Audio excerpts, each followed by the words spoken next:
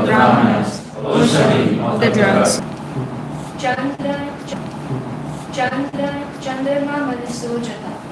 But here we find that Soma was born from the tears in the eyes of Atri.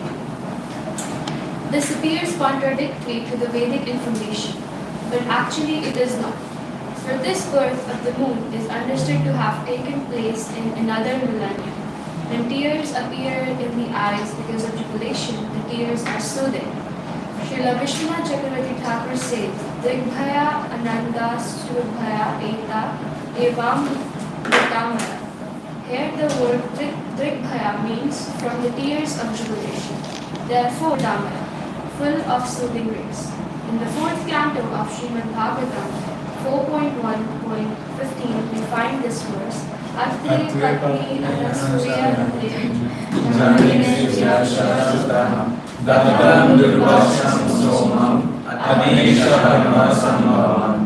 This verse describes that Anasuya, the wife of Atri Rishi, bore three sons, Soma, Durvasa, and Dattatreya. It is said that at the time of conception, Anasuya was impregnated by the tears of Atri. Yes. So, every time I get to give a Bhagavatam class, I always get like a very nice snippet of the whole story.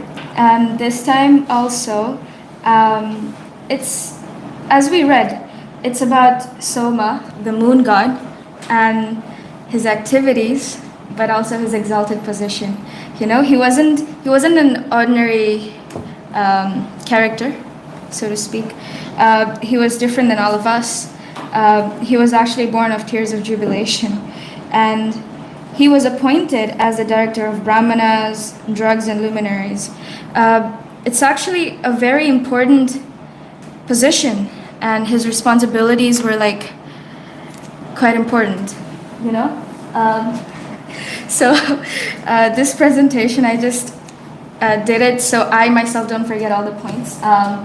We will try to go through it. Please forgive if any mishaps happen during this presentation. Please move on, Prabhu.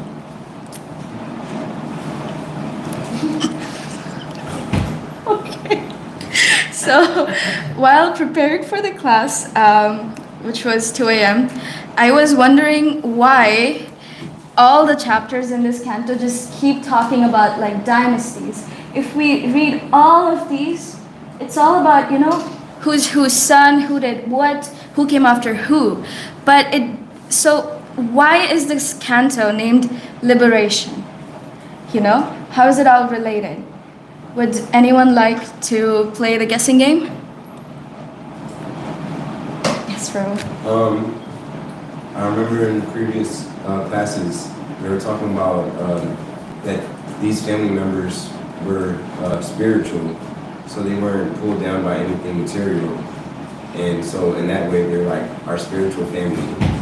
And they're liberated, and they're our spiritual family, so we really need to go in a spiritual way. Yes, I agree. They're our spiritual family, and they're highly elevated. We should be speaking of devotees who are highly elevated to try and learn something. Yes. I think all the stories that we read in this canto seemingly seem to have some of the mentions of how three moods of material nature affect everyone. And then it said that anyone who is not affected by three moods of material nature and is able to tolerate that urge is eligible for liberation. Krishna says that, so maybe that's why. Yes, Devanshi always just steals my script. And yesterday I also didn't sleep, so I don't know when she got the time, but right on track. Anyone else? Yes. So, we're meant to study the exemplary lives of devotees and kings. The dynasties include great saintly kings and who ruled with devotion to God, showing that righteous governance and dharma lead to liberation. And their lives demonstrate detachment, surrender to the Lord, selfless service, and qualities essential for moksha, which is liberation. So through their example, we get to learn, why to surrender, how to surrender, what happens if you don't, what happens if you do, what is the difference? Because there's also examples of the kings who did not follow the righteous path. And so the dynasties also describe some fallen kings who became entangled in material desires and suffered. And by contrasting between these devotional kings and some materialistic ones and some very highly elevated and others highly elevated too, but sometimes having a little fall down here and there, the Bhagavatam teaches us that true liberation comes from Krishna consciousness and not from mere political power or position. And we learn this by a lot of examples. There's, descriptions of everything. There are kings who were devotees ever since they were born until they died. And they did everything in the right way, There are some kings who at first weren't exactly devotees and were just looking for political power, but then their hearts changed due to some or the other circumstances. And then there were some who were devotees, practicing, but had little fall downs, like our moon god, Soma. And we also get to learn. So when we were reading Bhagavad Gita during, I forgot, with Prabhupada Priya Prabhu, someone also asked, why is it important to learn about the whole succession? Why do we need to know about who came after who? And Prabhupada Priya Prabhu stated a few reasons, and one of the reasons that she shared was that it is to understand that all of these stories are not imaginary, that all of these people really existed, and we can trace back all the way to Krishna. We can trace it back, and that's how we know that it's legit. And so it's important. And move on, please, Guru. So I was talking about why this canto is named Liberation when we're just talking about people. So I would also like to talk about the chronology that leads to the 9th canto. So Canto 1 to 5 set up the cosmic and philosophical foundation, basically the creation, structure, and duties of everyone. And Canto 6 through 8 focus on devotional surrender, from examples like Ajamil, Prahlad Maharaj, and Gajendra. And Canto 9, which is liberation, then presents the dynasties of kings, some liberated through devotion, and others fallen due to materialism. But it also shows how there's hope for every fall down. It is not the end of the world, and you can always bounce back. So this canto contrasts material attachment with spiritual freedom, and it also prepares us for the 10th canto, which is Krishna's pastimes. And so it's basically setting the scene. Like when we start reading the Bhagavad Gita, there's setting the scene where we understand why the whole conversation between Krishna and Arjuna happened and how it all took place and what was the importance, what was all at stake. So all these 9 cantos basically set the scene for Krishna's appearance. And I just thought it'd be interesting to share. So yes, we'll move on. So, okay, what does Soma's story teach us? Let's rewind. You don't need to rewind, Prabhu, I'll rewind. So we start with, how Soma came into existence. So whom was he born of?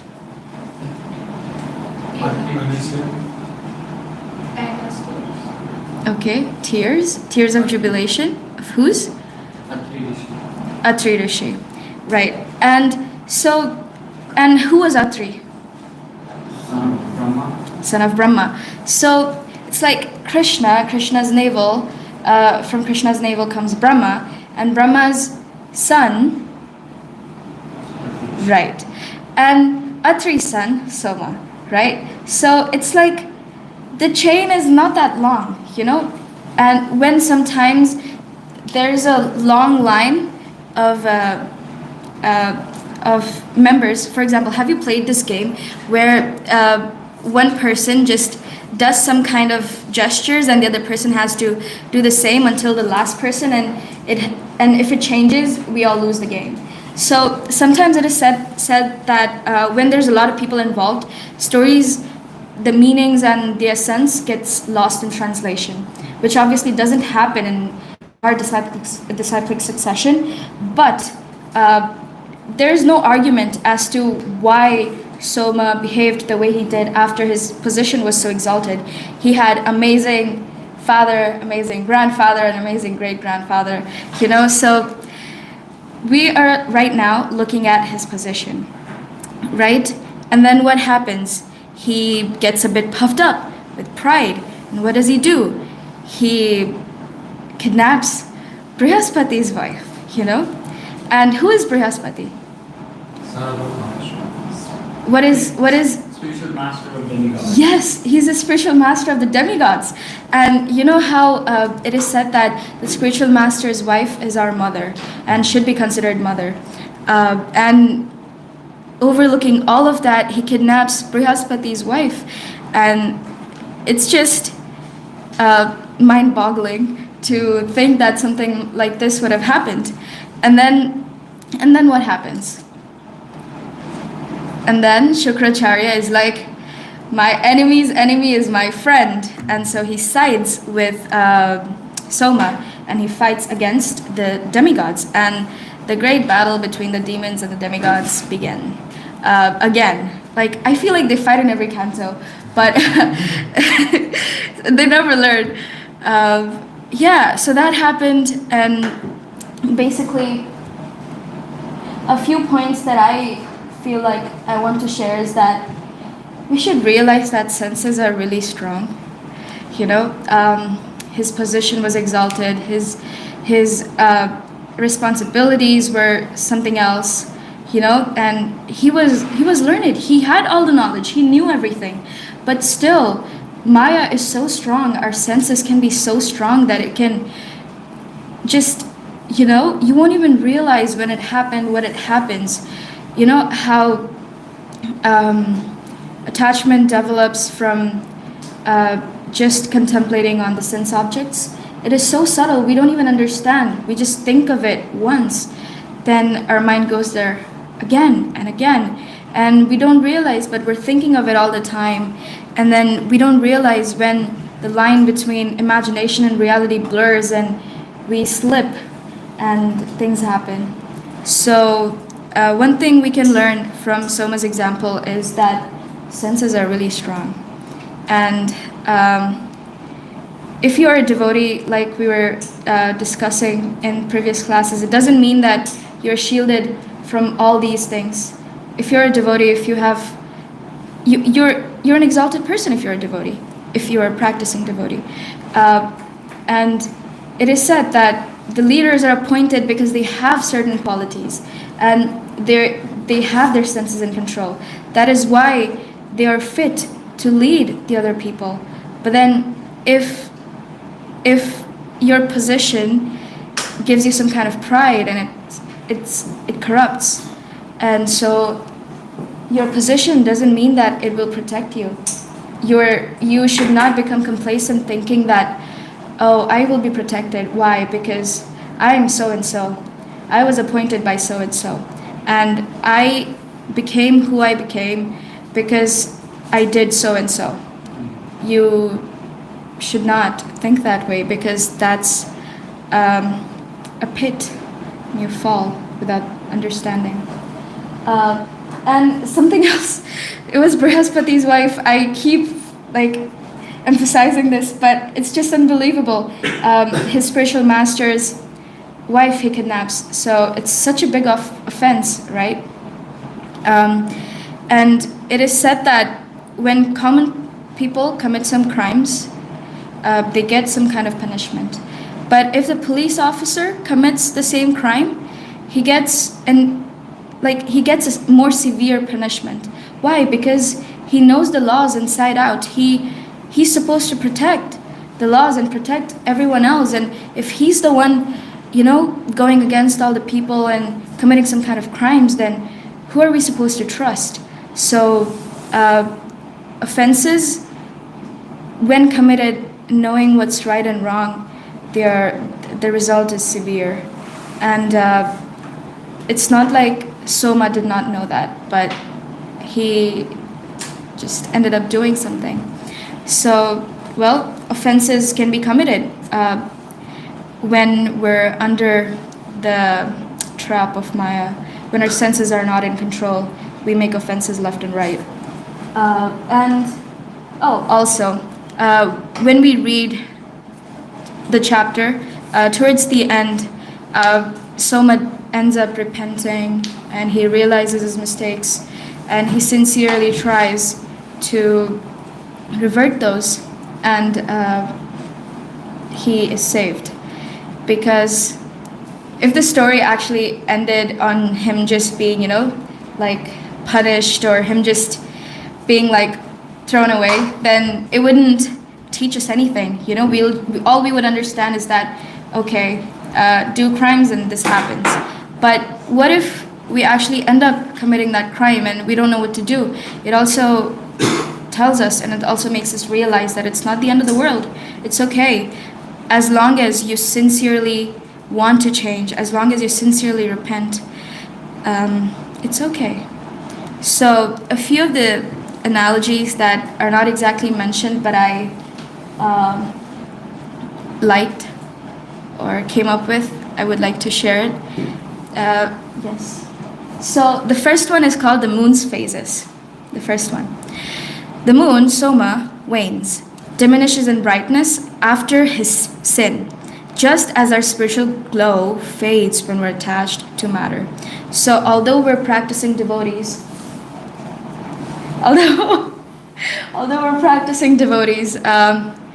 we are not shielded from attachments or anything else. So we sometimes slip and fall too. After Brihat Prabhu's class, I was also thinking about the 9 stages of bhakti, and how I realized that I know for sure that I have Shraddha, because I know that for sure I want Krishna in my life, and I understand that it is right, and so I want to do this. That is why I have faith.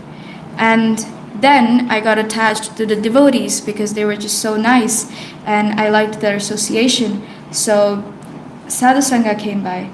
And then I actually understood the chanting, the process of chanting and the importance and Krishna's pastimes and everything else. So I also started reading, chanting, and speaking of the Lord. But then when it's time for anartha nivritti, after every other fall down, I just think to myself that, oh, maybe I don't know what I'm doing, and maybe this is not for me. Maybe I don't have what it takes to get to Krishna, and maybe my determination is not there yet, and maybe I just cannot make it. But something that Kalakanta Prabhu told me about this is that when you realize that you're at the stage of anartha nivritti, you must be tolerant. There's nothing else you can do. Up until anartha nivritti, Shraddha, Sadhu Sangha, and Bhajana Kriya, it's all in your control. It's all something that you can choose to do consciously. But when it comes to anartha nivritti, you have no power. You just have to wait for Krishna's mercy, for his merciful glance, and you just have to wait. So the moon's light is reflected sunlight, right? It has no independent glow. Similarly, our spiritual brightness depends on Krishna's mercy. So sometimes we end up thinking that, oh, I understand what's going on because I know this and this verse.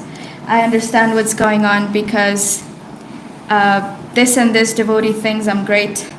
And I know that I'm somewhere because I think I'm there. But what we don't realize is that similarly as the moon's light is not the moon's light, but it's reflected sunlight. And actually, what to speak of sunlight? Sunlight is not even sun's light.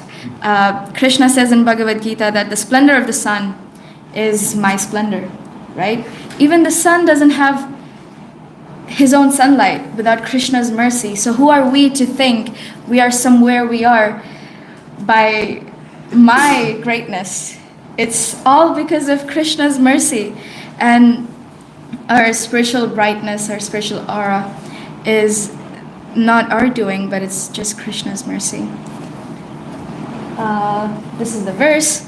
And we have to realize that fluctuation in our reflection of Krishna's grace, they sometimes dim and sometimes shine very brightly. What I'm trying to say here is that our sadhana can look like the phases of the moon, and that's okay. Sometimes we're all, like, okay, I am the purest devotee of all. I am chanting my rounds, I'm reading, I'm doing this, I'm serving, all of that. I'm doing everything. And sometimes, I have one more round to chant. I wish I could just, watch this movie because I really am not interested. Oh, do I have to go? It's service hours? Oh my gosh, I wish I can just finish this one series because it's really interesting. So it sometimes can look like that, but it's okay. It's okay. We'll move on. We'll skip this because there's a typo. And there's another analogy that I really like. It's the garden weed analogy. And it says that attachments, so a farmer, before sowing any kind of seeds, he preps the soil to make sure that it's fertile, so that all the seeds can grow very nicely. But and so he only grows the seeds of fruits and flowers that he thinks is beneficial for him. But then, does only the flower and fruit trees and plants grow? No, the weeds are inevitable. You don't sow the seeds, you don't know where the hell they're coming from, but they're there. And they will grow faster than any seed that you've planted. So the garden weeds analogy is that attachments are like weeds. They grow without planting, they grow without our planning. And a gardener doesn't shame the soil. Is it the soil's fault that the weeds are growing? No. We are taking a lot of care in prepping the soil. We're taking a lot of care in perfecting our sadhana. But attachments just happen like unwanted weeds. And what do we have to do? We just have to keep tending to it. We just have to keep removing the weeds as soon as we notice them. Take notice of them and remove them. Nip it at the bud. Yes. So I really like this analogy because it makes sense. And sometimes we end up being unkind to ourselves, thinking that I thought of this, I don't deserve to reach out to Krishna anymore because he's doing everything he can for me, but I still keep slipping into Maya. How do I deserve Krishna? How do I deserve to write letters to him? How do I deserve to pray to him? How do I deserve to ask anything from him? But it's okay. What matters is you're trying your best.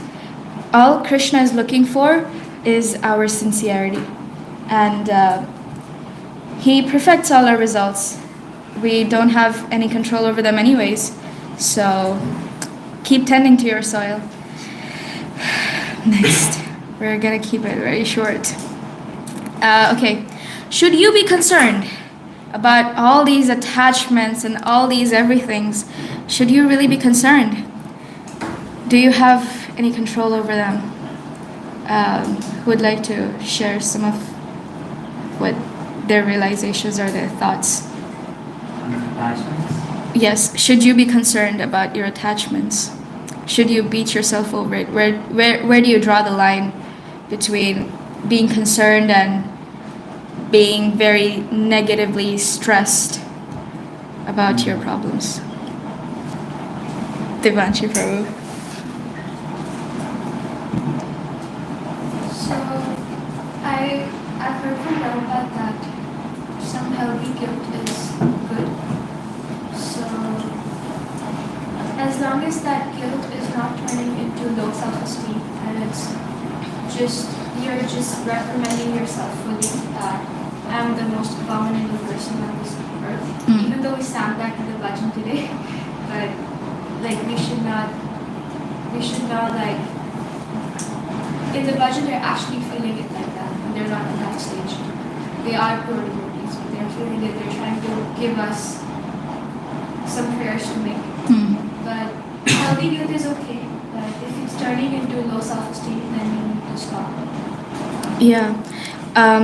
When the guilt is like, oh, I did this and I feel very guilty, I am going to write a letter to Krishna explaining myself and asking for forgiveness, or I'm going to chant a few more rounds, or I'm going to talk to a mentor and figure out what I can do about the situation.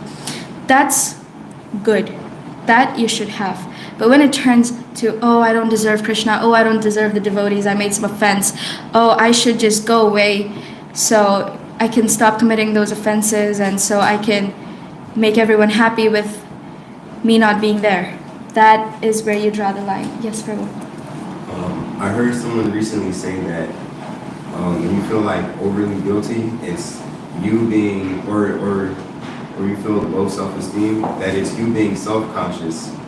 And when you're being self-conscious, you're not being Krishna-conscious. So you had already said the solution is like to write a letter to Krishna, talk to an older devotee.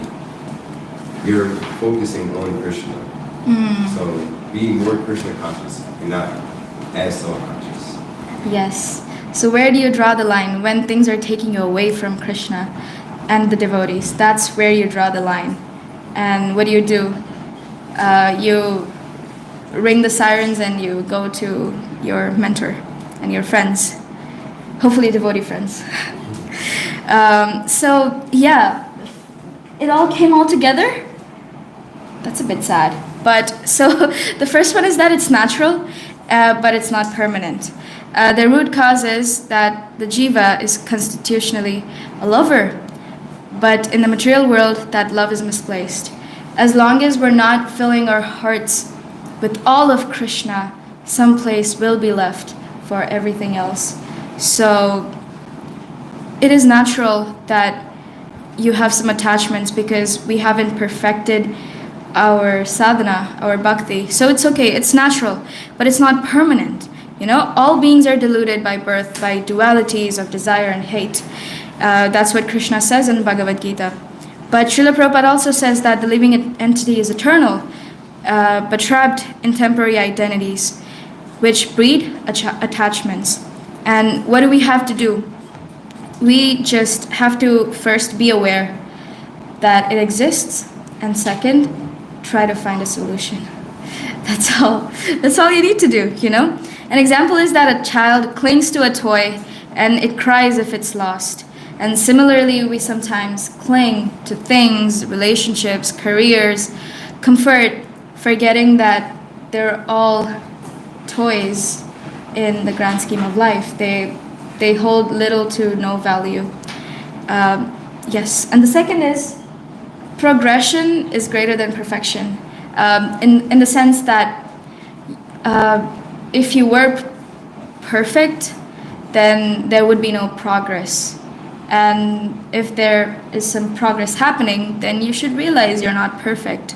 So it's okay, you know, realizing that you're still in the process of getting rid of all the impurities and attachments that you might have, and realizing that it's okay, it's a work in progress. Mistakes are supposed to happen, because how else am I going to learn? You know, I'm not the smartest, and that's okay. You know, Krishna says that if someone sincerely desires, he gives them the intelligence that by which they can go to him, you know? So we don't need to aim to be perfect.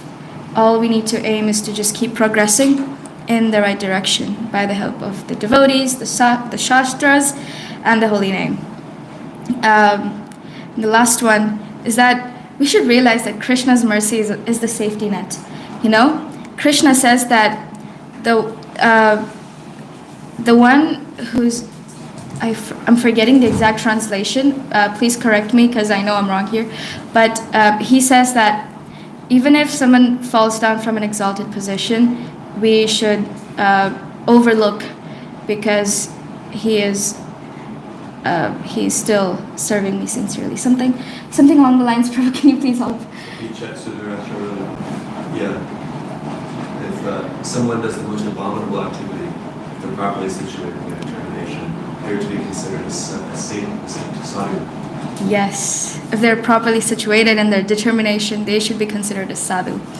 And so the solution basically is that attachment, it breaks whenever we transfer the ownership of the attachment to Krishna. You know, whatever you do, whatever you eat, offer it to me. That's what Krishna says, right, in Bhagavad Gita. And Srila Prabhupada also says that a plate is clean if used for Krishna and contaminated if used for sense gratification. But a clean plate is needed for the prasadam to taste good. So offer everything to Krishna, all the attachments that you might have. Just say, Krishna, I'm unable to deal with this, and please help me. I am unable to even reach out to anyone because I'm just so embarrassed of my position. Please send help. And you know, Krishna, it doesn't take long for Krishna to hear your praise. He's right here. You know, even before your brain hears it, your heart hears it. So Krishna hears you. And as long as you sincerely want Krishna, nothing can stop you. You know, these obstacles, they are very important. These impediments that we face, they're very important because they make our determination very resolute. You know, we keep realizing over and over again. Every time we become complacent, something happens, and we realize, okay, I am sorry, Krishna. I'm going to lock in, and I'm going to change my ways. So it's okay, and let Krishna be your safety net. Krishna can't save you unless you want to be saved. So go to Krishna. Yes. So do I have anything else? Actually, don't. What I was trying to show from Soma's story is that your position or your responsibilities, who you are, who you know, what you know, all of it doesn't guarantee that you will always stay at Krishna's lotus feet. Maya can swoop you away just like that. So we shouldn't become complacent. We should be aware of pride, through Soma's example especially, because it's very subtle, but it makes us do things that are unimaginable and unimaginably offensive. So we can all learn from Soma's story. And it's not like Soma is not a pure devotee. It's not like Soma's under the modes of material nature, but he's playing a role just like an actor in a play. Like in Bhakti Marg Maharaj's play, I'm playing lust. And although I must admit, I do have some desires, but I'm not exactly as a lust I'm portraying. So, but I'm still imperfect.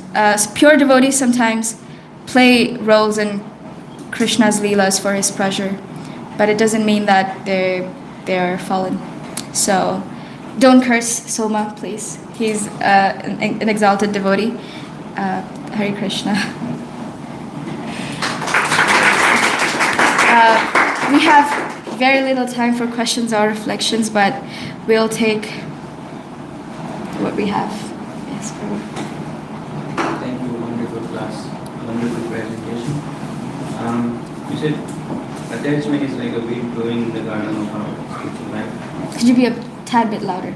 Yeah, attachment is like a weed growing in the garden. I feel like it's not just attachment, there's like aparads, and sometimes we fall down because of those aparads, because of those attachment, some desires, whatever. How do we see that? Right? How is it like, how can we see it quickly? Because it takes time to realize.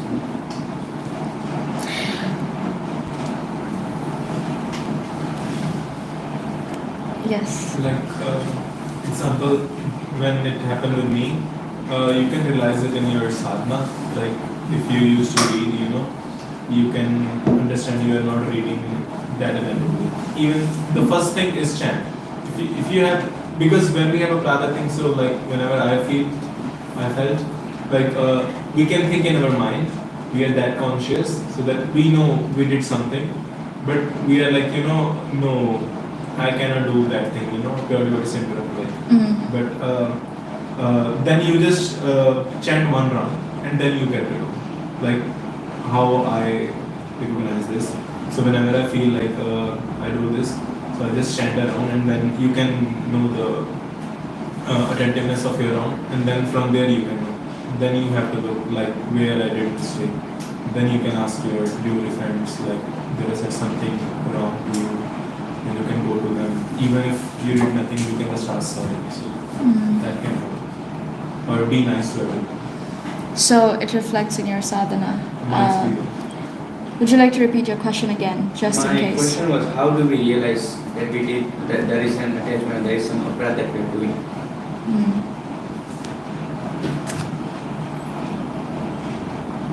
Yeah, I feel a little disturbed in my heart. So it was similar to what the mentioned saying. I noticed that my state of peace of mind, satisfaction in Krishna consciousness is thrown off, and I feel some tension in my heart. And then I reflect back, okay, I was a little bit short with that devoting. Yeah. So you can, if you're sensitive, you can feel it in your heart. Yes. Krishna will give you an indication. For me, I immediately get attracted to, let's watch this movie. Let's talk to this one friend I haven't talked to in a while. Although I know I'm not gonna get anything out of it.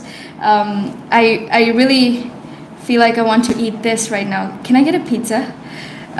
All of those thoughts, they just make me realize, I'm doing something. Something's happening. So there will always be like an indication. Yes, Devanshu Guru. I think for myself, I find myself going into the lower nature. Like my adaptive child takes over the wise self. I think all of us were present in the seminar that Uttama and Bhaktin gave, and they gave us, and when we were divided into 4 quadrants, we discussed of like how our lower nature takes over. I think that is what happens to me when we got running up around. Yes. Also, sometimes you yourself you might not realize when you're doing something wrong, but if you ask people around you, they might be able to tell you better sometimes. Because when when you are in that thing, you might not be able to have a third eye perspective. So it also helps if you can ask your friends around, who are always present, who know you better, so they can also help. That's feedback. Yes, but the main thing is being aware. As soon as you're aware, you can do something about it. That is why it's like observing little changes in yourself and in devotees around you is really important. Yes. I think like when we feel a little bit sure, we can just spend some time with ourselves and we can ask like why are you feeling this way and what is going on, what did you do, like why are you feeling disturbed? And then doing the self-realization for a while, like just sitting with yourself and maybe writing or just self-realizing. I think that time you can just get to it, you did something wrong, and that's like self-realizations. Yeah, put yourself in timeout. I feel like put yourself in a timeout, and I personally feel like whenever I say I don't know what it is, I am just lying to myself, because all it takes is 2 minutes of sitting with myself, and everything that I did wrong ever since I was born, everything starts to come. Oh my God, why did you do this? Why did you do that? And so your mind, not that your mind, but you will realize sooner than later what happened and why it happened. Mainly, sometimes we're just too afraid to face it, or we just don't want to look at it or look at our actual real self. But yeah, putting yourself in a timeout really helps. Some of the safety precautions that we can take is to have friends around us. Yes, friends around us. Friends around us who can like tell us, you know. Yes. They're very open with us. If they see something, they'll say something. Yeah, if you see something, say something. Sarthak Prabhu, last but not the least. Yes, I was also thinking that this knowledge of weed is very nice, and sometimes what we do or what we see people doing, that sometimes weed is growing, the attachment is growing, and instead of ripping it off, we just carve it. You know, people carve the gardens, so it looks beautiful. But if, for example, if we need a car, you know, we don't just, you know, we don't rip it off. We say it's for the temple, or you know, we just make it beautiful, make it look beautiful, make weed look beautiful. So it's important to, you know, rip it off rather than carving it in a very different form. Yeah, that is actually an amazing point, because sometimes we really water our weeds and we know that, okay, whatever, I'm just gonna rip it out tomorrow and tomorrow, but it grows bigger than any of the seeds that you've sown, and it takes all the nutrition from the soil and all the fertilizer just goes to that big plant, and all the other seedlings, they die. So yeah, don't let your weed control your gardens, because is everything okay?